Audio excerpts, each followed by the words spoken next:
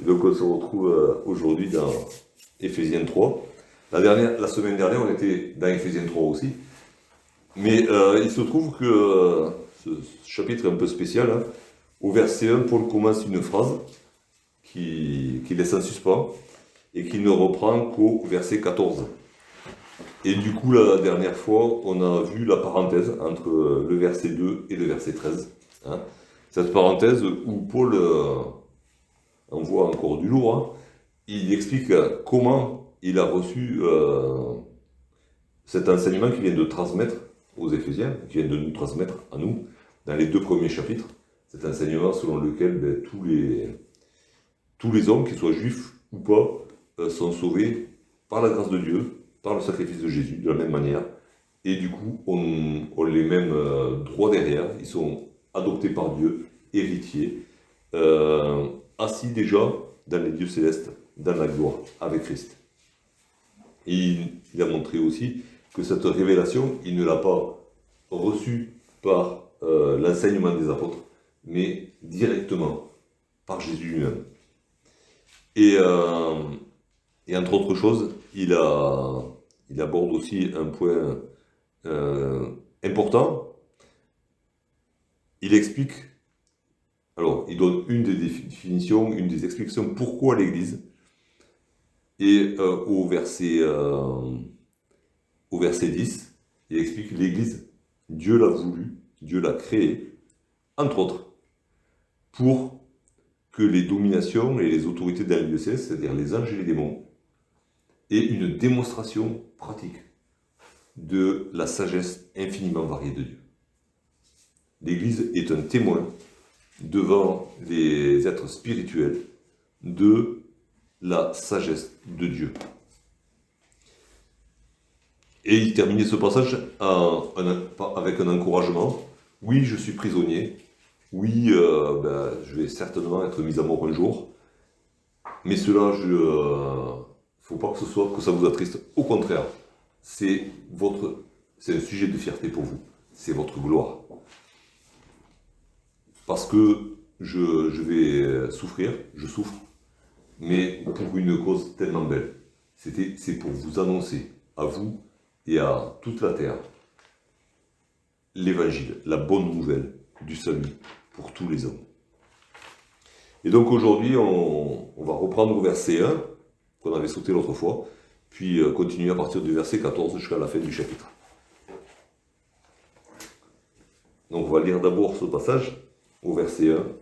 À cause de cela, moi, Paul, le prisonnier de Christ, pour vous païens, et puis on sort au verset 14. À cause de cela, je fléchis les genoux devant le Père, de qui toute famille dans les cieux et sur la terre tire son nom, afin qu'il vous donne, selon la richesse de sa gloire, d'être puissamment fortifié par son esprit dans l'homme intérieur, en sorte que Christ habite dans vos cœurs par la foi, afin qu'étant enraciné et fondé dans l'amour, vous puissiez comprendre avec tous les saints quelle est la largeur, la longueur, la profondeur et la hauteur, et connaître l'amour de Christ qui surpasse toute connaissance, en sorte que vous soyez remplis jusqu'à toute la plénitude de Dieu.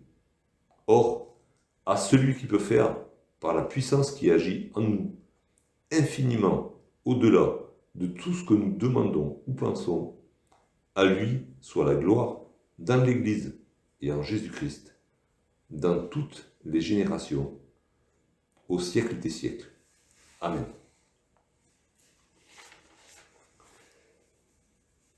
Et donc Paul commence en disant, à cause de cela, donc à cause de ce qu'il a exposé dans les 2 chapitres précédents, à cause de cela, moi Paul, le prisonnier de Christ, pour vous païens, et ensuite il reprend, à cause de cela, je fléchis le genou devant le Père, au verset 14.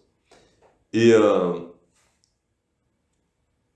donc, à cause de cela, donc à cause de ce grand salut donné à tous les hommes, et à cause du coup à la création de l'Église, hein, qui rassemble en un seul corps tous les enfants de Dieu, à cause de cela, moi Paul, et c'est vrai que dans toutes les épîtres, quand ils se nomment, Paul s'appelle Paul, ok? Mais il ne s'est pas toujours appelé comme ça. Avant, il s'appelait Saul, Saul de Tarse. Et jusqu'où s'est-il appelé comme ça? J'ai fouillé un petit peu, parce que Saul, ça veut dire désiré, hein, et Paul, ça veut dire le petit. Et pourquoi ce changement de nom? En fait, ils ont souvent des noms ou des surnoms, ou je sais pas, qui les définissent, ça, souvent. Oui, c'est fort possible. Alors, est-ce que Paul, c'est devenu le surnom de Saul? Je sais pas, mais en tout cas, là où il y a le tournant, c'est dans Acte 13. Dans Acte 13, c'est le premier voyage missionnaire de Paul. Et du verset 1er jusqu'au verset 12, Paul s'appelle Saul. Saul et Barnabas, qui voyagent ensemble, avec Marc. Et ils sont en Crète, et là, ils commencent à répandre la bonne nouvelle du salut en Jésus-Christ. Et puis, entre autres, il y a une conversion, c'est celle du gouverneur de la Crète, donc un non-juif. Et à partir du verset 13, après la conversion de ce non-juif, est-ce qu'il y a un lien ou pas? Je ne sais pas. On pourrait faire le lien. Saul ne s'appelle plus Saul, il s'appelle Paul. Ça se passe dans le même chapitre. Au début, c'est Saul, à la fin, c'est Paul. Et ça se passe, on va dire, alors est-ce que c'est lié ou pas? J'aime à penser que oui. Au milieu, il y a la conversion de ce gouverneur romain. Donc l'évangile a été annoncé aux non-juifs. Et Paul, ça veut dire le petit, hein, ça correspond à ce qu'il dit, ce qu'on trouve juste après, hein, dans ce qu'on avait étudié la semaine dernière. Paul se présente comme étant le plus petit de tous les apôtres. Parce que, et il le dit ailleurs dans d'autres lettres, il a persécuté l'Église de Christ. Et donc il se définit comme le plus petit des frères, le plus petit des apôtres. Est-ce que c'est lui qui a demandé à être appelé Paul? Peut-être que alors je ne sais pas si quand Luc écrivait les livres des Actes, il était à côté de Paul et Paul lui a dit hop hop hop, t'arrêtes de m'appeler Saul, tu m'appelles Paul. J'en sais rien, c'est comme ça. Mais voilà, ça s'est passé c'est à partir dans le récit des Actes, c'est à partir de ce moment-là que Saul s'est appelé Paul. Et je trouve ça très touchant parce que justement il parle là du salut des non-juifs et il se définit lui-même comme le plus petit. Alors moi Paul, le prisonnier de Christ. Il est à Rome là, il est prisonnier des Romains. Hein. Il n'est pas prisonnier, mais il se définit comme le prisonnier de Christ. Et c'est pas le seul passage où il se définit comme ça, au chapitre 4. Il se présentera comme ça aussi. Il se présente comme ça dans le deuxième épître à Timothée. Et il parle de lui comme ça 2 fois dans l'épître à Philémon. Prisonnier de Christ. Et à un moment, il dit l'esclave aussi, non, je crois. Alors ailleurs, il dit serviteur ou esclave de Christ. Hein. Donc il y a comme un jeu de mots hein, qui fait Paul, je suis dans les chaînes, mais dans les chaînes pour Christ, dans les chaînes avec Christ, dans les chaînes par la volonté de Christ. Parce que Jésus lui avait dit, tu iras témoigner devant les grands de ce monde. Hein, et s'il est dans les chaînes, c'est pour les témoigner devant César. Donc, prisonnier de Christ, hein, mais du coup, pas prisonnier des Romains. Les Romains n'auraient pas pu le faire prisonnier si Christ n'avait pas voulu. Donc, il s'en remet entièrement à la volonté de Christ. Il est complètement soumis à la volonté de Jésus. Et c'est ce qu'il dit ailleurs. Il dit amener toute pensée captive à Christ. Et sa pensée, son cœur, sa volonté était vraiment captive de Christ. Était dans une soumission totale à Jésus. Et c'est pour ça que lui peut dire prisonnier de Christ. Hein, à différents titres, il est prisonnier de Christ pour vous, païens. Hein, pour vous qui êtes des frères en Christ, mais d'origine non juive. Et je suis prisonnier pour vous, à cause de vous. Alors, prisonnier, pourquoi est-ce qu'il a été emprisonné? Il a été emprisonné parce que, à cause de sa prédication de l'évangile.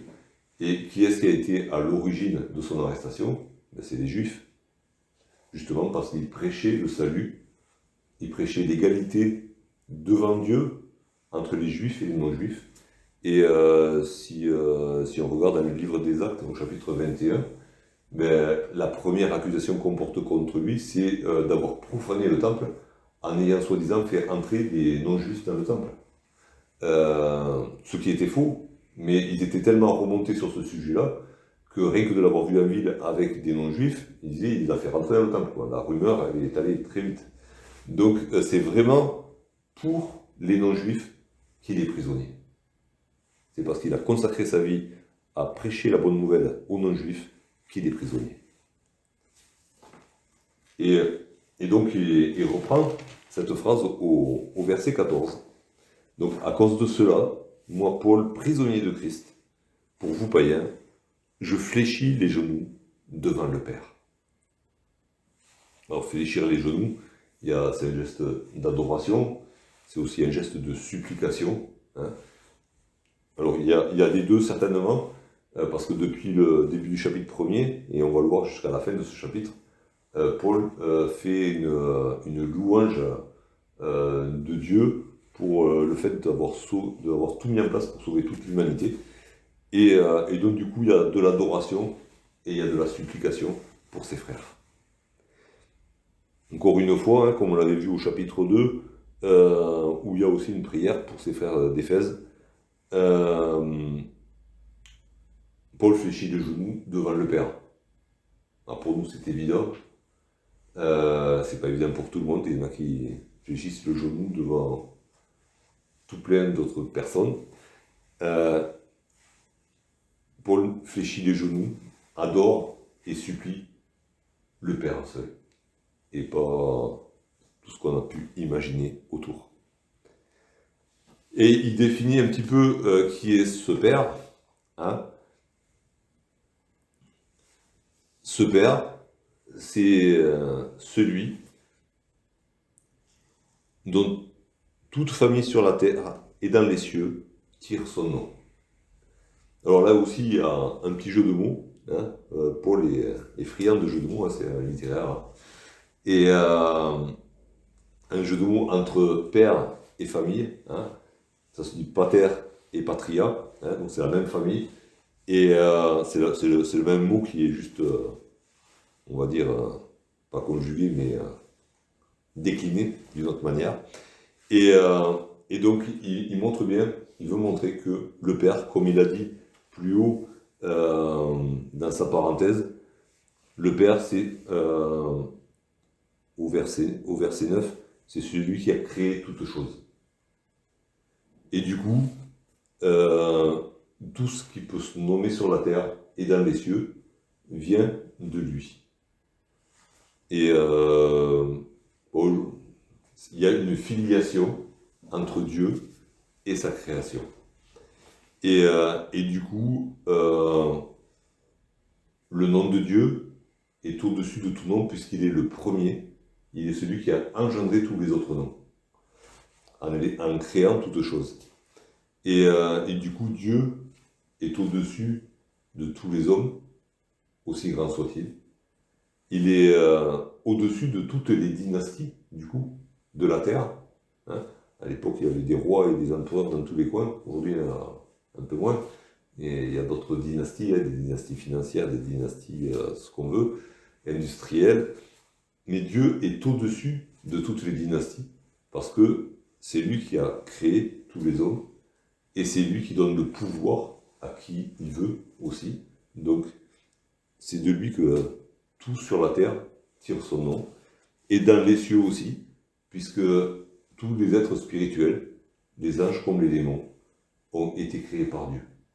Et il n'y en a aucun, même le plus puissant, qui soit au-dessus de Dieu. Dieu a le nom qui est au-dessus de tout nom. Et juste en passant, c'est exactement ce qui est dit de Jésus aussi dans l'épître aux Philippiens, au chapitre 2. Dieu lui a donné le nom qui est au-dessus de tout nom. Encore une fois, on voit l'égalité entre Dieu et Jésus. Et donc au verset 16, Paul nous parle de sa prière pour ses frères et sœurs d'Éphèse, et certainement pour nous aussi, parce qu'il avait une vision qui allait beaucoup plus loin que ceux qui pouvaient voir à son époque. Il supplie le Père afin qu'il vous donne, selon la richesse de sa gloire, d'être puissamment fortifié par son esprit dans l'homme intérieur. Sa prière, c'est que ses frères soient fortifiés dans l'homme intérieur. Alors, il est l'homme intérieur, hein, c'est l'âme, c'est l'esprit, hein, c'est ce qui se passe à l'intérieur, c'est pas le corps, justement. C'est pas que Paul se désintéresse du corps, hein. Il demandera qu'on prie pour lui aussi, il fera part de ses prières pour ses problèmes de santé aussi, il prie pour la santé de ses frères aussi, hein. Mais là, il demande à Dieu d'intervenir pour que ses frères et sœurs soient puissamment fortifiés, hein. C'est pas juste un petit peu, quoi. Parce que ça correspond, puissamment fortifié, ça correspond avec la richesse de la gloire de Dieu. La richesse de la gloire de Dieu, c'est la richesse liée à sa majesté, elle est infinie, et du coup c'est selon l'infini de sa gloire que Paul demande à Dieu de fortifier ses frères et sœurs. D'accord? Donc ce ne sera pas une force, un petit coup de pouce, quoi. Ça ne sera pas non plus un petit coup de pouce pour un petit moment. Ça sera un renouvellement constant et au taquet, hein, au niveau de la richesse de la gloire de Dieu. C'est ce que Paul demande à Dieu. Et il demande que ça se passe dans l'homme intérieur. C'est intéressant parce qu'ici, il le demande. Et dans la deuxième épître aux Corinthiens, il l'affirme, hein, que c'est une chose déjà acquise. Dans 2 Corinthiens au chapitre 4,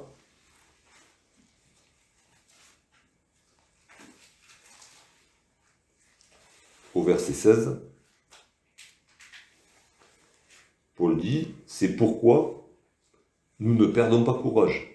Et même si notre homme extérieur se détruit, notre homme intérieur se renouvelle de jour en jour. Alors là, il parlait pour lui et pour ses compagnons, hein, ils avaient expérimenté cela, hein. La santé, le corps il s'use, la santé elle s'en va, mais l'homme intérieur est renouvelé de jour en jour par Dieu. Et là, il demande la même chose pour ses frères et sœurs. En même temps, ça nous montre aussi, parce que s'il prie, c'est qu'il croit que Dieu va le faire, hein, et c'est une prière selon ce que Jésus a enseigné. Ce que vous demanderez au Père à mon nom, croyez que vous l'avez reçu, et vous le verrez s'accomplir, avait dit Jésus.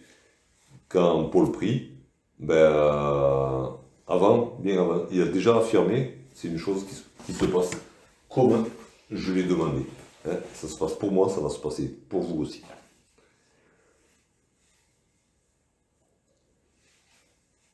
Et dans les 3 versets qui suivent, Paul va définir ce que ça veut dire d'être renouvelé dans l'homme intérieur. Il va le définir 2-3 fois en disant la même chose mais de manière différente pour bien que ça rentre dans notre petite tête, hein. Mais voilà, là il vient de formuler sa demande et il va nous expliquer en quoi consiste cette demande. Qu'est-ce que ça veut dire être puissamment fortifié dans l'homme intérieur? On pourrait imaginer plein de choses, hein. Je sais pas, avoir des dons particuliers, faire des choses extraordinaires. Ça sera peut-être la conséquence, hein, d'être fortifié. Mais fortifié, ça veut dire quoi? Alors au verset 17, il commence en disant « En sorte que Christ habite dans vos cœurs par la foi ». Ça, c'est une des définitions de ce que ça veut dire être puissamment fortifié par son esprit dans l'homme intérieur. Alors, j'avais sauté par son esprit. Encore une fois, on voit là la Trinité réunie. Paul prie le Père de de faire habiter Christ dans le cœur de ses frères et sœurs par l'Esprit. Donc on voit le Père, le Fils, le Saint-Esprit qui sont là tous les trois pour fortifier le croyant, les croyants tous ensemble. Et donc être fortifié, du coup ça veut dire Christ habite dans mon cœur. Ah ouais, quand on voit qui est Christ, surtout qui est Christ glorifié, déjà Christ sur la terre, il en a imposé. Jamais on n'a parlé comme cet homme, jamais on n'a fait les miracles que cet homme a fait. Mais Christ glorifié, puisque là il est question à plusieurs reprises de Christ qui est dans les lieux célestes. Hein. Il n'est plus sur la terre, il n'est plus sur la croix, il n'est plus dans le tombeau. Il est dans les lieux célestes, dans la présence glorieuse de Dieu. C'est ce Christ-là que Paul demande au Père de faire habiter dans le cœur des croyants. Le Christ glorifié. Et par la foi, forcément, hein, ça demande de la part du croyant de la foi, et c'est pas physique, hein, c'est spirituel. Hein, on n'a pas voilà, une apparition de Jésus ou quoi, physique, c'est spirituel, et ça se passe dans le cœur. C'est important le cœur parce que à partir de là, on va parler de l'amour. Et tout le long, on va parler que de l'amour. Ça se passe, c'est une relation de cœur avec Christ. C'est le cœur de Christ qui vient battre dans notre cœur. C'est le cœur de chair de Christ, ce cœur tendre, ce cœur obéissant au Père, qui vient battre, qui vient remplacer notre cœur de pierre. Alors voilà, une première définition, ce que c'est être fortifié dans l'homme intérieur, c'est Christ qui habite en nous, dans notre cœur. Et ça consiste en quoi? Christ qui habite dans notre cœur. Alors Paul redéfinit le truc, hein, il dit en sorte, à nouveau, afin qu'étant enraciné et fondé dans l'amour, vous puissiez comprendre avec tous les saints quelle est la largeur, la longueur, la profondeur et la hauteur, et connaître l'amour de Christ, qui surpasse toute connaissance. Que Christ habite dans mon cœur, ça veut dire que je suis enraciné dans l'amour. Et là, ça fait penser à un arbre. Hein. C'est un arbre qui est enraciné. Et dans l'Ancien Testament, il y a c'est un peu ces paraboles dans les psaumes, par exemple, où le croyant, celui qui fait confiance en Dieu, celui qui a foi en Dieu, il est comme un arbre planté près d'un courant d'eau. Hein. Il y a question au moins à 2 reprises dans l'Ancien Testament de choses comme ça. Un arbre qui est enraciné, ou ce grain de blé qui est tombé dans la bonne terre et qui fait des racines profondes et qui peut porter du fruit. Donc, on va dire là, c'est un petit peu le côté individuel. Chacun de nous est appelé à être enraciné par la foi. Où ça? Dans l'amour. Hein? On pourrait croire, bon alors oui, enraciné dans la parole, enraciné dans la foi, enraciné dans les choses de Dieu, enraciné, mais Paul dit dans l'amour, enraciné dans l'amour. Et enraciné et fondé. Et là, ça fait penser à une maison, hein, qui est bâtie sur des fondations. Et là, ça fait aussi, du coup, ça fait penser à l'Église. Hein. Il y a le côté individuel et le côté collectif. Que vous soyez enracinés individuellement dans l'amour et fondés tous ensemble sur l'amour. Il y a ces deux côtés, individuel et collectif. Et pour que Christ habite dans notre cœur, on a besoin des deux. On a besoin d'avoir une relation de cœur à cœur avec Christ. Mais on a aussi besoin d'avoir une relation collective fondée sur l'amour de Christ. que ce soit ça qui lie. Et s'il manque un des deux, ça ne va pas le faire. Hein. C'est pas possible. Les deux marchent ensemble. Au chapitre 2, on avait vu le salut, il est individuel et il est aussi, d'une certaine manière, collectif, puisque l'Église ne forme qu'un seul corps. Et c'est l'Église tout entière qui a été sauvée. Comme Jean Cailly, si nous nous aimons les uns les autres, nous sommes. Dieu demeure en nous et. C'est la même idée. Alors, du coup, oui, une petite parenthèse, on dit souvent Jean, c'est l'apôtre de l'amour. Paul n'est pas moins l'apôtre de l'amour. Hein. Il parle de. Alors, c'est vrai que Paul parle de beaucoup d'autres choses. Et que Jean, si on compte la densité d'amour dans ses épîtres, peut-être que c'est un peu plus dense en amour que dans les épîtres de Paul, puisque Paul parle de beaucoup d'autres choses. Mais quand même, hein, Paul n'en est pas moins un apôtre de l'amour aussi, puisqu'il est un apôtre de Christ. Hein. Donc il y a différentes manières d'en parler, mais il n'y a pas Jean qui parle plus d'amour que Paul ou quelqu'un d'autre. C'est toute la parole qui nous parle de l'amour de Dieu. Et donc,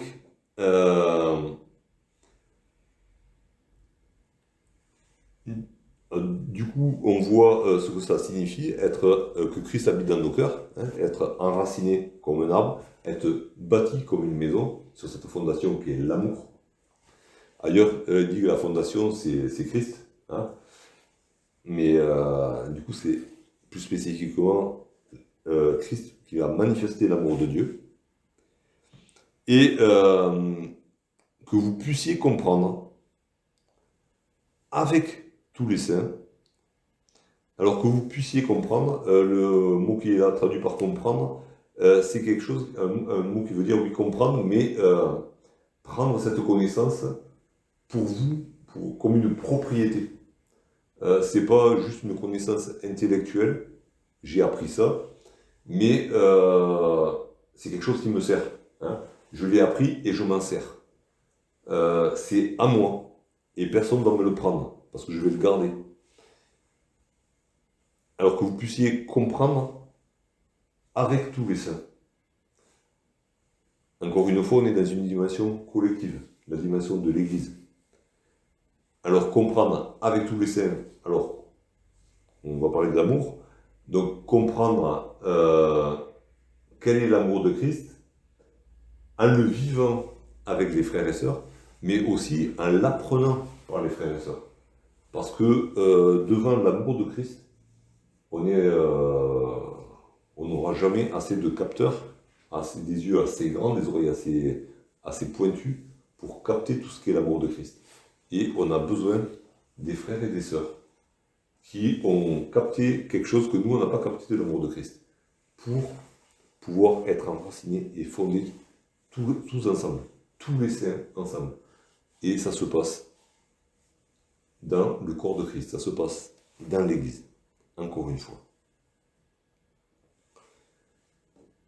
Et c'est ce qui fait, justement, qui fait tenir l'Église debout, hein, c'est cet amour. Paul le dit aux Colossiens, au chapitre 3.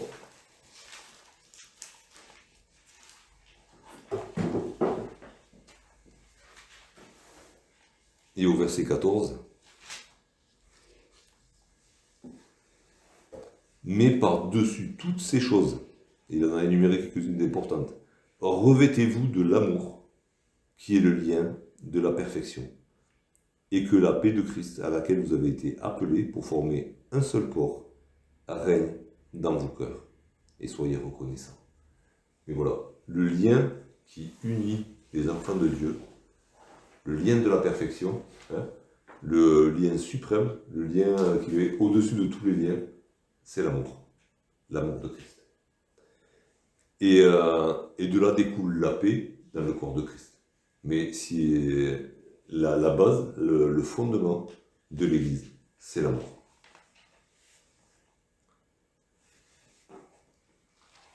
Et alors que vous puissiez comprendre quelle est la largeur, la longueur, la profondeur, la hauteur. Là, on est dans 4 dimensions. Hein. On est habitué à vivre dans 3 dimensions. Paul, lui, l'amour de Christ, il le mettait en 4 dimensions. Euh, Quelque chose qui nous dépasse, hein. Même si on peut dire que la hauteur et la profondeur, c'est peut-être la même dimension, mais non. Ça montre que devant l'amour de Christ, ben, il nous dépasse en haut. Il nous dépasse vers en bas, il nous dépasse sur les côtés, il nous dépasse devant, et il nous dépasse derrière, il nous dépasse partout, hein. Et c'est cet amour-là qu'on est appelé à connaître, à comprendre. À, et du coup, verset 19, connaître l'amour de Christ qui surpasse toute connaissance. Alors, connaître, le verbe connaître qui est là, c'est vraiment le verbe connaître intimement, hein. C'est le verbe qui est utilisé pour parler d'une relation entre un homme et une femme. C'est vraiment connaître intimement l'amour de Christ. Et plus haut, il a été dit que Christ habite dans vos cœurs, hein. Donc c'est vraiment cette relation de cœur à cœur. Pour connaître vraiment l'amour de Christ, il faut le connaître par le cœur. Par le cœur, directement avec lui, et par le cœur avec les frères et sœurs. C'est seulement comme ça qu'on peut connaître l'amour de Christ. Que Christ, du coup, habite vraiment dans nos cœurs. Et que du coup, on est fortifié dans notre être intérieur. C'est ça qui va nous fortifier. Et du coup, connaître l'amour de Christ qui surpasse toute connaissance. Et qui surpasse, c'est pas juste qui dépasse d'une tête, hein. C'est qui dépasse à l'infini. Il y a des choses importantes, la connaissance, c'est important. Il y en a question beaucoup dans la parole de Dieu. Connaître la parole, connaître la volonté de Dieu, connaître Dieu lui-même, connaître Christ, c'est important. Mais la connaissance intime de l'amour de Christ, ça dépasse infiniment toute la somme des connaissances qu'on peut avoir. Et forcément, ça fait penser à 1 Corinthiens 13, hein. Si j'avais même toute la connaissance, la connaissance de tous les mystères, si je n'ai pas l'amour, je ne suis rien. Et puis à la fin de 1 Corinthiens 13, il dit que la connaissance sera abolie, mais qu'est-ce qui va rester? Il va rester l'amour. C'est la plus grande de toutes les choses. Et Paul nous le répète là. Connaître dans notre cœur et dans l'Église l'amour de Christ, c'est infiniment plus important que de connaître toute la Bible par cœur. C'est infiniment plus important que de comprendre, que d'avoir toute la connaissance, si c'était possible, de la volonté de Dieu. C'est infiniment plus important. Ça a infiniment plus de valeur. Connaître dans nos cœurs l'amour de Christ. Parce que c'est ça qui, par l'action de l'Esprit, va nous rendre forts. C'est connaître l'amour de Christ. Et du coup, une autre définition qu'il donne là, en sorte que vous soyez remplis jusqu'à toute la plénitude de Dieu.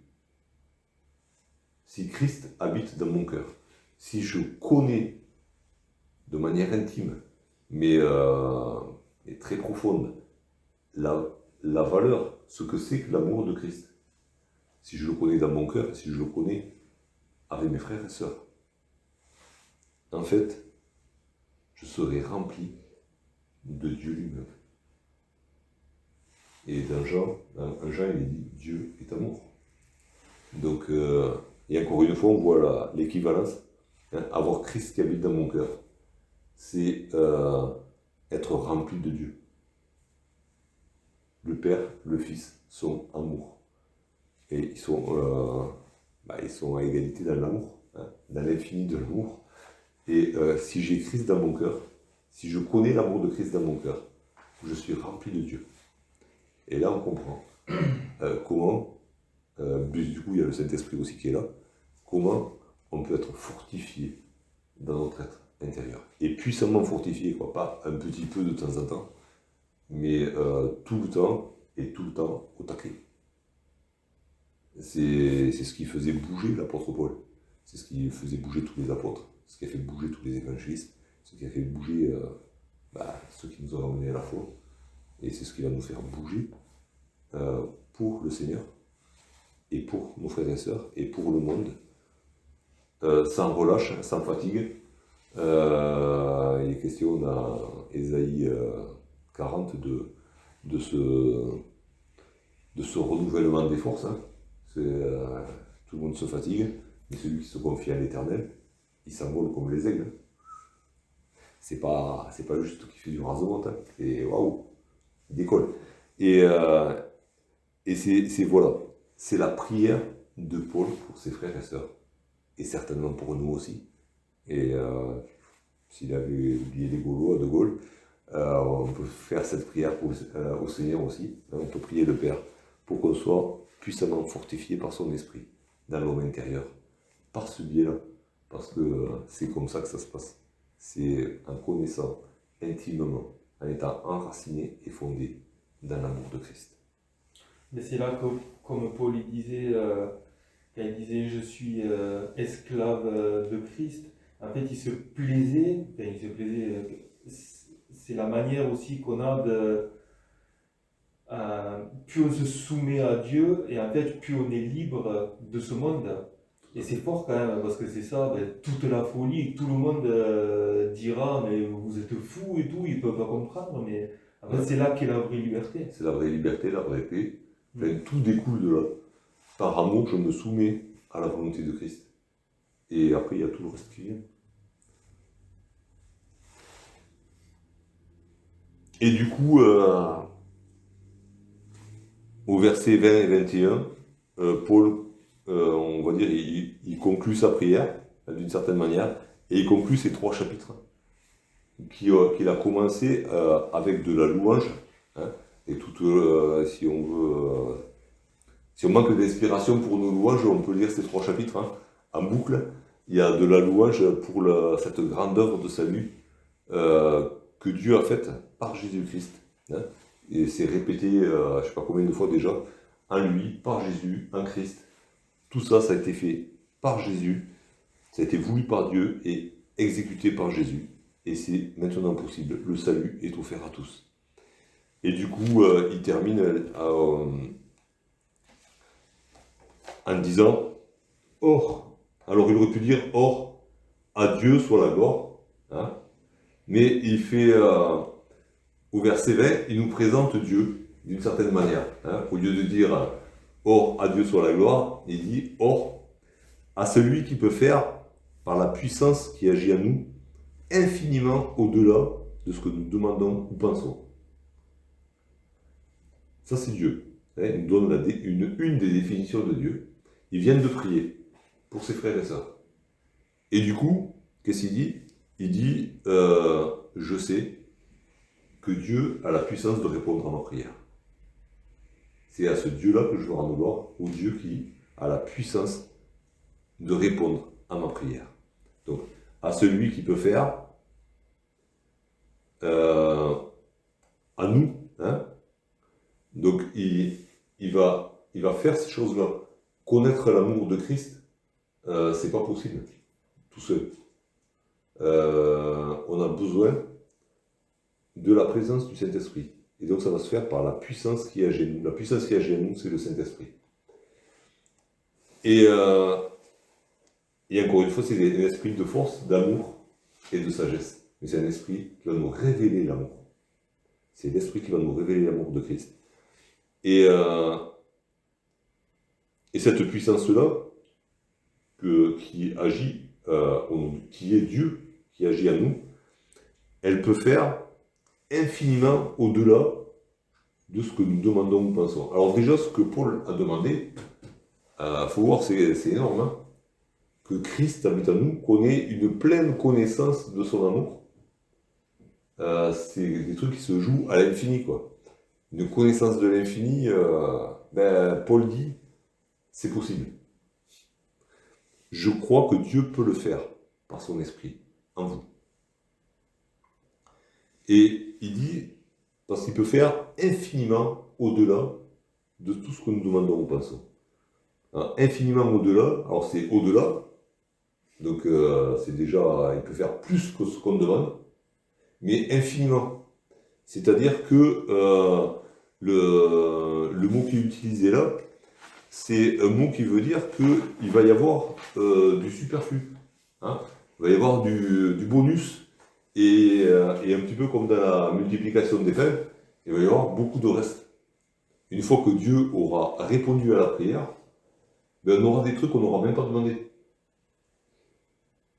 On demande à connaître l'amour de Christ, il va nous le révéler, et il y aura encore des choses par-dessus que le Père va nous donner.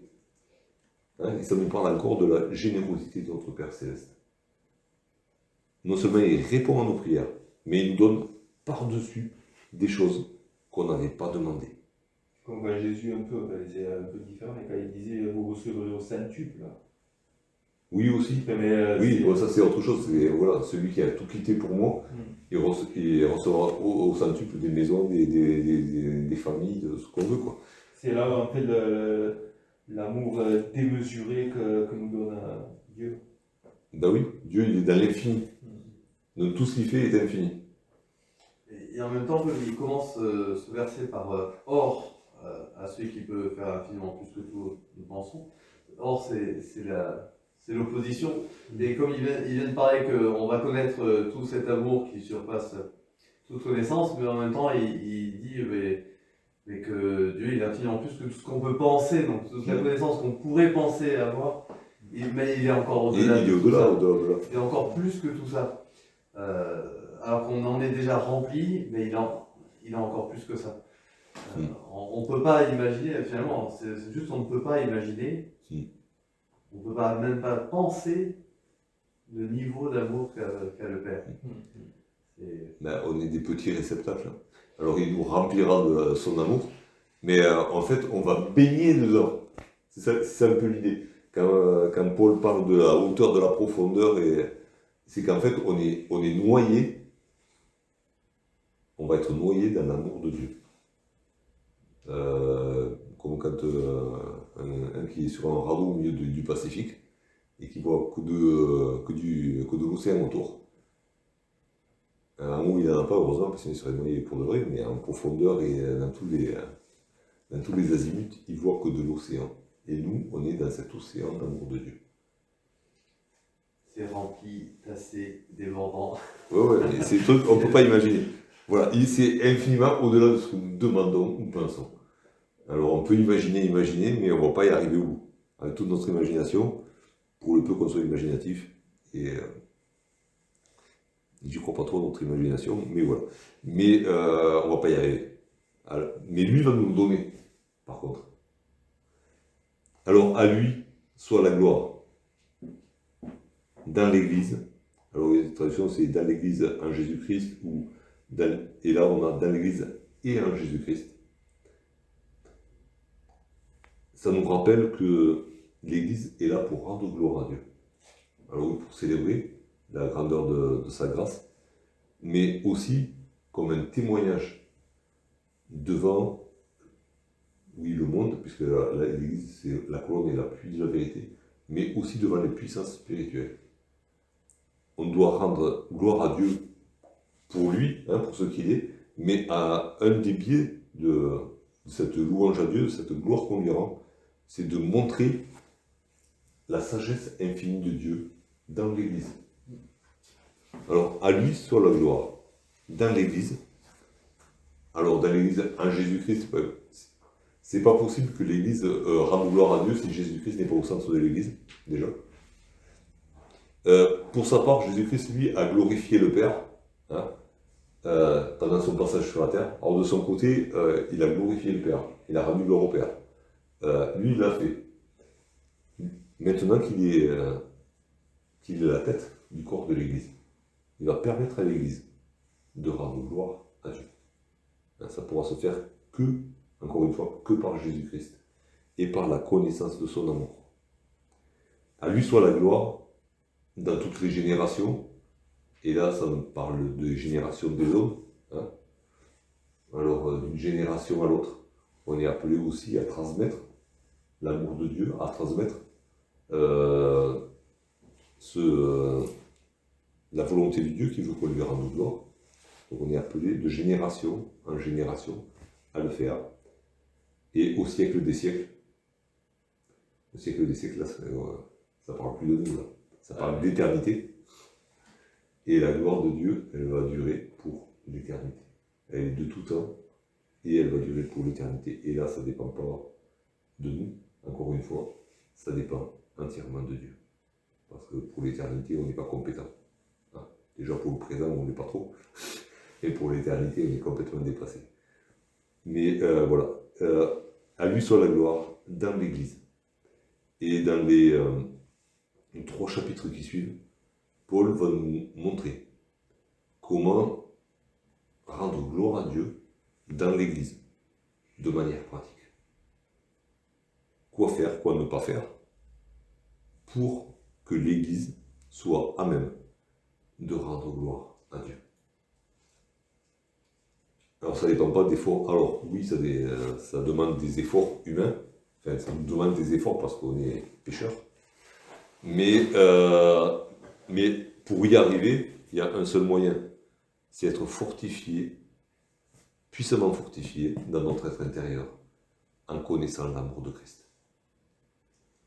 Et c'est comme ça que l'Église va pouvoir rendre gloire à Dieu. Ça fera l'objet de peut-être de 3 mois d'études de plus.